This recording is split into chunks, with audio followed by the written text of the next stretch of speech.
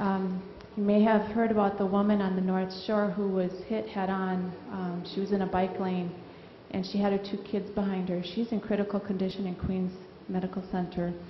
And we need to understand that this woman did nothing wrong, but the driver was not paying attention. I understand from the police department that 40% of our crashes, or approximately 40% of our crashes, are due to inattentive driving. And on average, every day in Hawaii, a bicyclist is hit. So first of all, I'd like to make a request of our HPD that they enforce the inattentive driving laws. Second, I'd like to request our legislators and everybody here that we look at our current laws and see what we can do to strengthen them and make our roads safer. Perhaps what we need is, if somebody who violates the inattentive driving laws and hurts somebody, that they come to meetings like this and they say, I never thought it would happen to me, this is what I did and this was what happened. Perhaps that kind of a penalizing law would make people think twice about how they're driving their cars. We should also look at the way we penalize people and the fines that are issued. Third, we need to have the judicial system back up these officers because, as you heard the Major say that they have a hard time. They try to enforce these laws, but then they gets to the court, and the judge says they let it go for some reason. So we need to work with the judicial system. But most importantly, I just wanted to remind all of us that we each have control of, should have control of our vehicles, and we have the responsibility and the duty to one another, each and every one of us. When we get behind that car, a 2,000 to 4,000 pound potential weapon, to control it and make sure we're aware of others outside of our, who are not in the car. And I think this is more of a citizen concern announcement. I don't think this really belongs under police. So, I mean, this is the time to ask questions for the police because we want the police to get back out there and do the job that they want to do. So, if you want to make a statement, I support your statement, but come up under a more appropriate moment during the agenda and do it. I'm sorry. I just wanted to request them to enforce, and they had to be here for me to make that request. Okay. Thank you very much. Okay, any other questions for the police? Ray, you've already spoken. Let's see if we have a gentleman from the audience. No, but I'll get. I'd like to ask the police department, that truck that pulled up here just as you were coming, that was not the muffler. It came from the factory with. I'll guarantee you that. I didn't see either one of you rush out there to give that guy a citation. And True. It was loud enough when he pulled up here to warrant a citation. Okay. No, you can speak again, Ray. I just want to see if anybody else has an opportunity. Anybody else from the audience before we go to somebody again? Ma'am?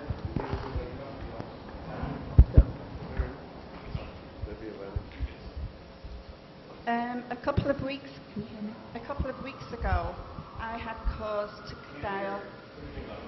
A couple of weeks ago, I had cause to dial 911 to report an incident at the bus stop. I dialed 911, I got the busy signal. I dialed 911 again, I got the busy signal. This went on for several minutes.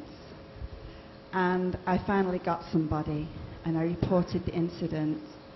Later in the day, I was somewhere and I saw a policeman, and I asked him if there was another route I could go to report an incident rather than dial 911 and take up that line. And he said, no, you have to go through 911. Now this is quite serious. You could have a kid that's needs help, has been told to dial 911. A kid would not know what to do.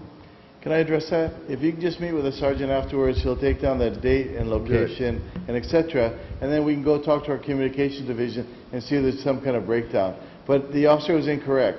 You could report an incident to the officer in the back, to the Waikiki substation, to anybody you see. You don't need the 911, but the 911 is the only telephone system that will bring an officer to your location. But we can go check on it for you. It'll be easier.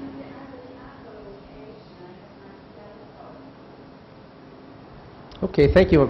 Thank you. Yes, if you can discuss that privately, that would be good. Okay. Ray? That was a good segue, because my question was, is there any updated information on the 311 non-emergency number that the citizens have been paying that 66 cents a month extra, and it's still not enforced yet? True. And a follow-up on the same subject. Anything new? Not that I've heard, and when I was in the legislature, we pushed real hard, and it looked like it was going to go, and then all of a sudden it lost its impetus. So I'll see if we can figure out if it's going to go anywhere now.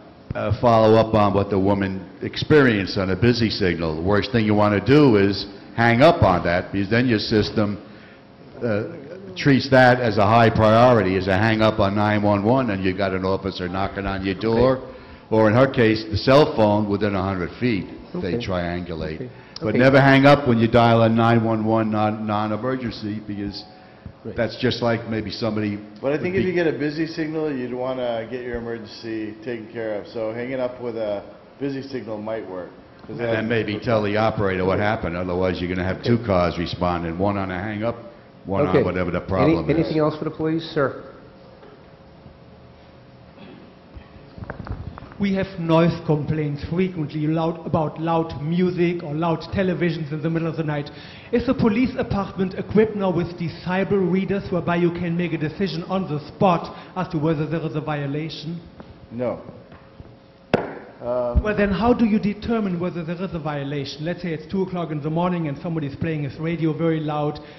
How do you make a decision as to whether there is a violation?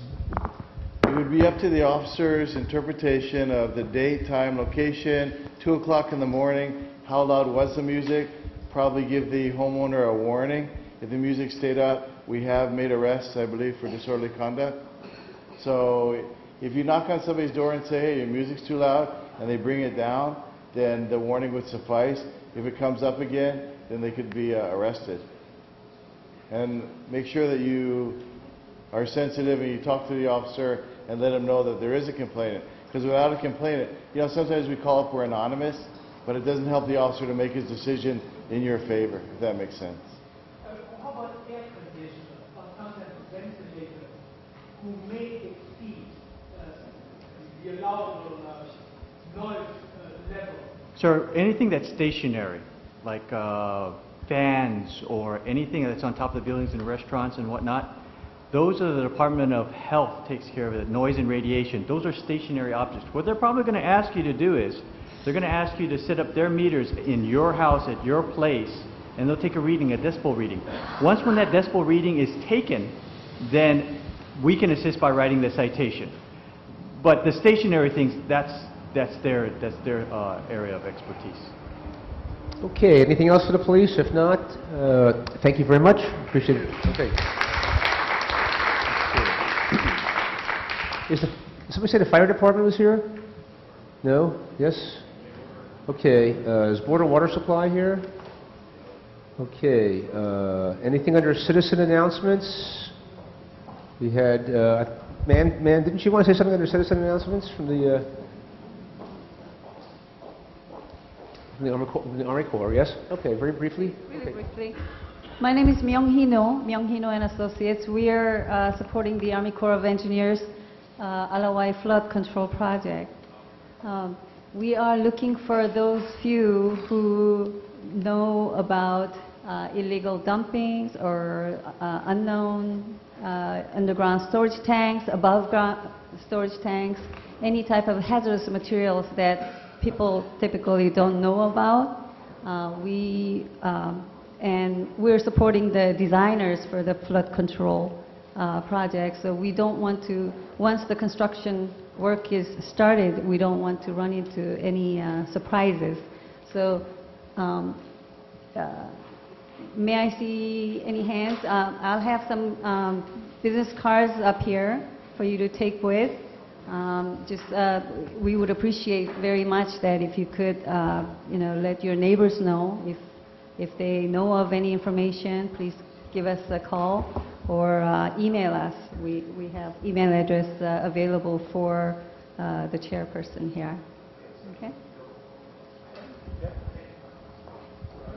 Okay. Okay.